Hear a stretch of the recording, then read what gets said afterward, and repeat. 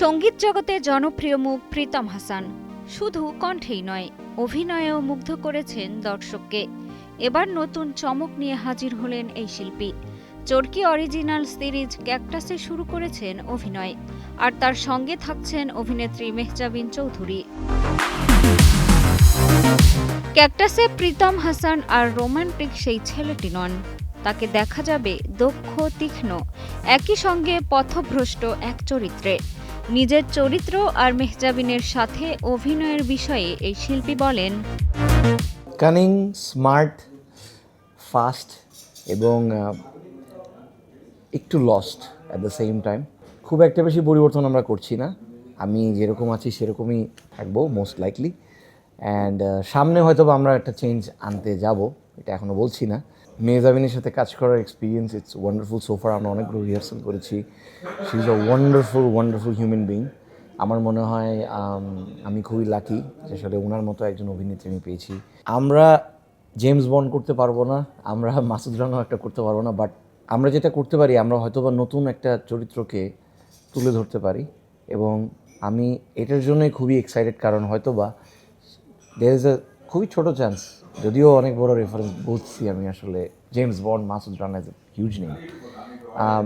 আমি চাচ্ছি আসলে মানে আমরা যদি ডিফারেন্ট করে কিছু একটা তুলে ধরতে পারি, নতুন করে একটা নতুন চরিত্রকে আমরা তুলে ধরতে পারি, সেটারই চেষ্টা চলছে।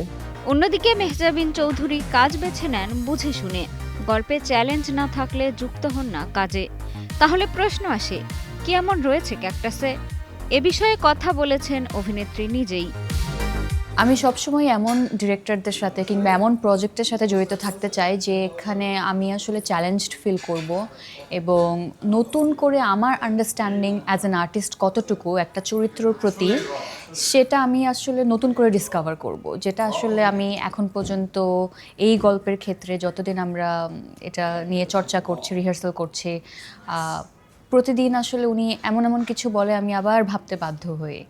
So I think this is very important personal গ্রোথের জন্য অ্যাজ অ্যান অ্যাক্টর।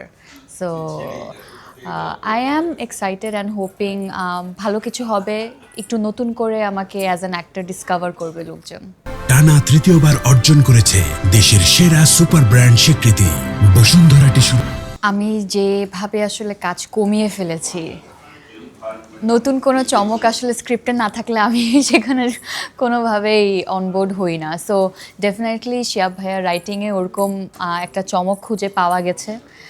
আমার কাছে মনে হয়েছে আমার এরকম একটা ক্যারেক্টার হাতছাড়া করা উচিত হবে না। Once in a life time এই ধরনের ক্যারেক্টার আসলে পাওয়া যায়। So I am very excited.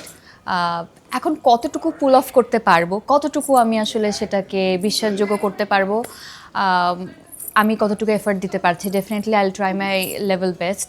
শুধু অভিনয় শিল্পীরাই নন, নতুন এই সিরিজের গল্প, চরিত্র আর বাজেট নিয়ে কথা বলেছেন খোদ পরিচালক। এইটা নিয়ে আমাদের সবারই ভিশন আছে। আমাদের এই গল্পটা যখন চরকি ক্রিয়েটিভ টিমের সাথে আমরা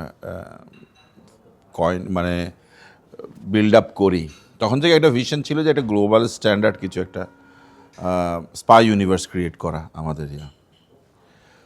কিন্তু ম্যাসিভ স্কেলে কাজ করার যেটা আমাদের যে লিমিটেশন আছে আমাদের ওটিটি ইন্ডাস্ট্রির, আমাদের পুরো ইন্ডাস্ট্রি, সেই জায়গা থেকে একটা সীমাবদ্ধতা তো আছেই। কিন্তু তবুও যতখানি স্ট্রেচ করা সম্ভব আমরা কিন্তু ততখানি স্ট্রেচ করেছি in terms of production design, casting, story and budget, সব দিক থেকে যতখানি এই সময়ের বাস্তবতা যতখানি স্ট্রেচ করা সম্ভব, অ্যাকচুয়ালি আমি এই সবচেয়ে হাইয়েস্ট স্ট্রেচ করেছি আমরা এই সময়ের বাস্তবতায়। তো ইন টার্মস অফ স্কেল সেই দিক থেকে এটা একটু ভাস্ট, স্কেলটা বড় আছে। ইউনিভার্স স্টোরির যে ওয়ার্ল্ড যেটা ক্রিয়েট করেছি আমরা, যে জনরা নিয়ে খেলেছি, সেখানেও কিছু নতুনত্ব আছে। আপনারা আমাদের কাস্টদেরকে আপনি দেখলে দেখবেন যে দুজনই কিন্তু এভাবে দর্শক দেখেনি, দুজন এভাবেই আমাদের এই ক্যাকটাসে আসবে, যে দর্শক এই রূপে এদেরকে দেখেনি আগে। সো সেই দিক থেকে আর অ্যারেঞ্জমেন্ট দিক থেকেও আমরা চেষ্টা করছি আমাদের সীমাবদ্ধতার মধ্যে থেকে যতখানি সম্ভব একটা গ্লোবাল স্ট্যান্ডার্ড কিছু প্রেজেন্ট করা। ইতোমধ্যেই ক্যাকটাসে অভিনয়ের জন্য চরকির সঙ্গে চুক্তিবদ্ধ হয়েছেন মেহজাবিন প্রীতম জুটি। সব মিলিয়ে ক্যাকটাস কি হতে যাচ্ছে চরকির পরবর্তী বড় চমক? উত্তরের অপেক্ষায় দর্শক। মিষ্টি খাতুন, কালের কণ্ঠ।